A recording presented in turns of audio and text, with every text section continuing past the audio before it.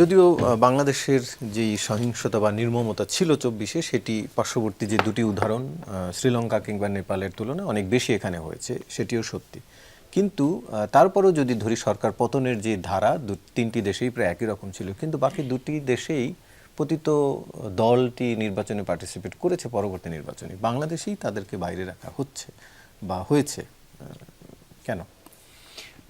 প্রথমত যারা আমার সহ আলোচক আছেন এবং যারা আজকের এই টক শোটি শুনছেন সবাইকে শুভেচ্ছা জানাই। প্রথমত প্রশ্নের উত্তরটা আপনি আসলে একটু দিয়েছেন আর কি, যে মানে বাংলাদেশে অভ্যুত্থানের যে ধারা নেপাল কিংবা শ্রীলঙ্কায় যে ধারা, দুইটার মধ্যে কিন্তু অনেকখানি পার্থক্য আছে। আমাদের এই মানে জুলাই গণঅভ্যুত্থান আপনি আসলে বলতে পারেন যে এটা একটা সিভিল ওয়ার চলছে এই সময়, একদম সিভিল ওয়ারের মতো করে। বিশেষ করে যদি আপনি লাস্ট 5 দিন 6 দিনের যদি জিনিসটা লক্ষ্য করেন, এবং ফলে একটা সিভিল ওয়ারের মাধ্যমে একটা দল আসলে পরাজিত হয়েছে। জিনিস দ্বারা সরকারে ছিল 17 বছর ধরে বাংলাদেশের গভর্নমেন্ট, বাংলাদেশের সকল ইনস্টিটিউশন, বাংলাদেশের সকল প্রতিষ্ঠান যারা দখল করে রাখছিল, তারা আসলে পরাজিত হয়েছে আপনার জনগণের মুখে আর কি। ফলে সেই জায়গা থেকে যে প্রেক্ষাপটটা যে কিছুটা ডিফারেন্ট হবে সেটা কিন্তু খুবই স্বাভাবিক এক। আর দ্বিতীয় বিষয়টা হলো বাংলাদেশের রাজনীতি কিন্তু আসলে একটা ভায়োলেন্স, বাংলাদেশের রাজনীতির আপনি যদি ঐতিহাসিকভাবে দেখেন এটা একটা খুবই গুরুত্বপূর্ণ পার্ট। যেমন গতদিন আপনি ইন্ডিয়ায় যে ঘটনাটা ঘটলো পার্লামেন্টের সামনে, বাংলাদেশের যদি সিনারিও লক্ষ্য করেন, এইরকম মিছিলে আমি 10-15টা হয়তো বা নিজেই ছিলাম আর কি বিভিন্ন সময়, যে এই টাইপের অ্যাটাক, পুলিশ লাঠি মারতেছে, টিয়ার গ্যাস মারতেছে। কিন্তু ইন্ডিয়ান পলিটিক্সে এটা খুবই অভিনব এবং প্রথমবারের মতো হওয়া। মানে যেমন আমি কালকে ইন্ডিয়ার বেশ কিছু পত্রিকার হেডলাইন পড়তেছিলাম যে এইরকম প্রোটেস্ট নাকি পুরো মোদির আমলে সংসদ ভবনের সামনে গিয়ে কেউ করতে পারে নাই। মানে এই পরিমাণ জমায়েতে নিয়ে যাওয়া বা পুলিশের সাথে এই জায়গায় আজকে রাহুল গান্ধীকে গ্রেপ্তার করা হয়েছে, বা যেভাবে রাহুল গান্ধীকে তুলে নিয়ে যাওয়া হয়েছে চ্যাংদোলা করে, মানে এগুলাই ইন্ডিয়ান পলিটিক্সে এর আগে ছিল না। ফলে বাংলাদেশের রাজনীতির মধ্যে ভায়োলেন্সটা সবসময়ই আসলে ছিল। কিন্তু 24-এর গণঅভ্যুত্থানের সময়, মানে আমি যদি মুক্তিযুদ্ধ ছাড়া বলি, বাকি সময়টা মানে মুক্তিযুদ্ধ পরবর্তী অবস্থায় আমরা যতগুলো আন্দোলনের মধ্যে দিয়ে গেছি, তার মধ্যে সর্বোচ্চ ভায়োলেন্স আসলে আওয়ামী লীগের আমলে ছিল। এবং এমনও না যে আওয়ামী লীগ পুরোটাই ট্যাকেল করতে চাইছে পুলিশ কিংবা আইন শৃঙ্খলা বাহিনী দিয়ে। আওয়ামী লীগ তার যে নিজস্ব সংগঠন, ছাত্রলীগ, যুবলীগ, কৃষক লীগ বা যা যা আছে, তাদের সবাইকে কিন্তু আসলে উইথ আর্মস এই জায়গাটা নামাইছে। ফলে প্রথমত বিষয় হলো রিকনসিলিয়েশনের কথা বলছে সামান্তা, তো সেই জায়গা থেকে যদি আপনি লক্ষ্য করেন, মানে আওয়ামী লীগ ইলেকশন করতে পারবে কি পারবে না, এই তর্কটার থেকে আমার যেটা প্রথম গুরুত্বপূর্ণ সেটা হলো আওয়ামী লীগ এই মোমেন্টে কার্যক্রম নিষিদ্ধ একটি দল। মানে আপনি সন্ত্রাসী সংগঠন হিসেবে আসলে সে নিষিদ্ধ কিনা আমার মনে হয় না বিষয়টা হলো যেহেতু আদালতে তার বিচার হবে, সেহেতু তার কার্যক্রম স্থগিত রাখা হয়েছে। নিষিদ্ধ বললেও ভুল হবে, কার্যক্রম স্থগিত রাখা হয়েছে। ফলে এটা প্রথমত আদালতের ম্যাটার, যেটা আসলে বাংলাদেশের আইন আছে, আদালত আছে, সেই অনুযায়ী নিশ্চয়ই আওয়ামী লীগের বিচার হবে।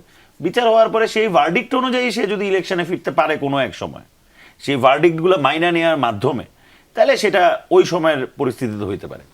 আবার এইখানে আর একটা বড় গুরুত্বপূর্ণ বিষয়, স্থানীয় সরকার নির্বাচনটার প্র্যাকটিস যদি আপনি লক্ষ্য করেন, বিভিন্ন জায়গায় উপজেলা পরিষদ কিংবা ইউনিয়ন পরিষদের যে মেম্বার বা ইউনিয়ন পরিষদের চেয়ারম্যান, সেখানে ভোটের পরিমাণটা অনেক কম।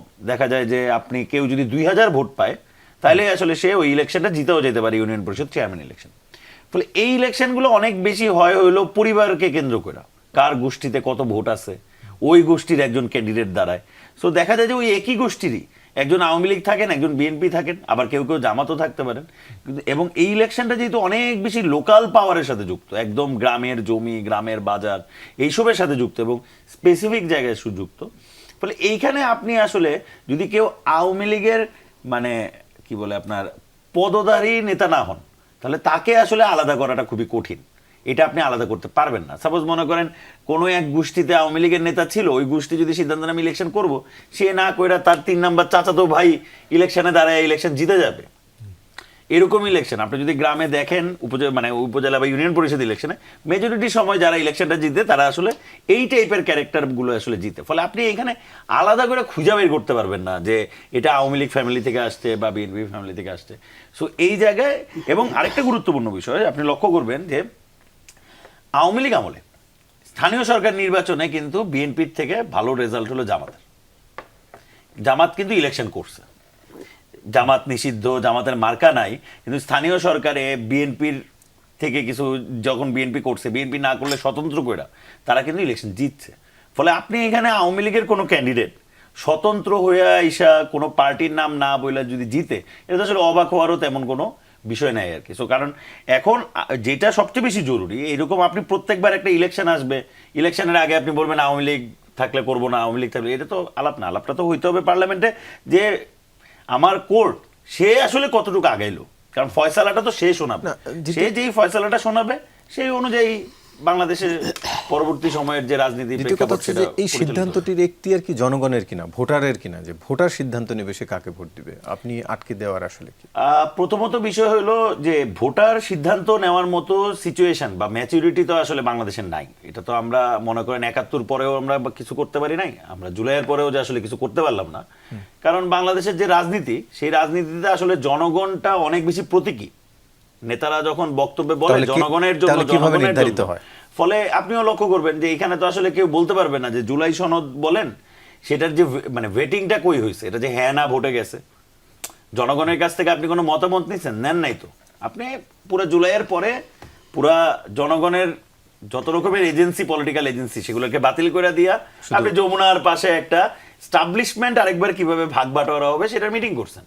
সেখানে কিছু জিনিস আলী রিয়াজের মতো করছেন, কিছু জিনিস সালাউদ্দিন সাহেবের মতো করে নিছেন, আবার কিছু জিনিস মনে করেন জামাত, এনসিপি একটা পলিটিক্যাল রেটরিক পাওয়া গেছে জুলাই সনদ, তাদের জুলাই সনদ হলে কি হবে না হবে সেই ডেমোক্রেসি তারা নিজেদের পার্টিতে এনশিওর করে কিনা সেগুলোর কোনো বর্ণনা নেই, কিন্তু জুলাই সনদ এই মোমেন্টে একটা পলিটিক্যাল রেটরিকে পরিণত হয়েছে।